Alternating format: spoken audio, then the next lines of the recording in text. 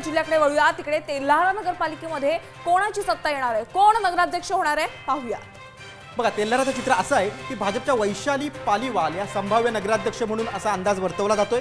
त्या असतील संभाव्य नगराध्यक्ष वैशाली पालीवाल, त्या संभाव्य नगराध्यक्ष असतील तेल्हारामध्ये।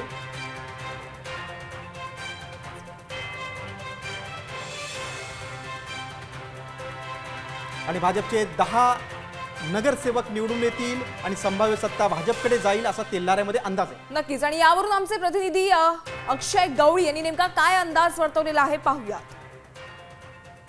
तेल्हारा नगरपालिका या ठिकाणी भाजप, वंचित बहुजन आघाडी, त्यानंतर महाविकास आघाडीच्या उमेदवारांमध्ये प्रामुख्याने लढत असणार आहे। वंचित बहुजन आघाडी या ठिकाणी महत्त्वाची असणार आहे। याचं कारण म्हटलं म्हणजे 2 स्थानिक संघटनांनी या ठिकाणी वंचितला पाठिंबा दिला आहे। ह्याच 2 स्थानिक संघटना गेल्या काळात भाजपच्या सोबत होत्या, त्यामुळे भाजपचा नगराध्यक्ष या ठिकाणी निवडून आला होता।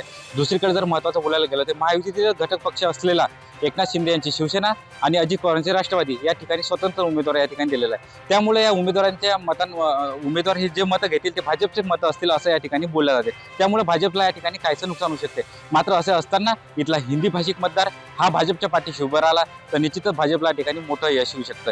दुसरीकडे जर पाहायला गेलो तर मुस्लिम मतं जर महाविकास आघाडीचा उमेदवार असलेला जे उद्धव ठाकरे यांची शिवसेना आहे त्यांना स्थानिक म्हणजे काँग्रेस आणि शरद पवार यांच्या राष्ट्रवादीने पाठिंबा दिलेला आहे। हे जर मुस्लिम मतं वंचित बहुजन आघाडी आणि उद्धव ठाकरे यांच्या शिवसेनेमध्ये विभागली गेली तर याचाही फायदा कुठेतरी भाजपला या ठिकाणी होऊ शकतोय। एकंदरीत या ठिकाणी बोलायला गेलो तर भाजपचं पारडं या ठिकाणी जड दिसतोय।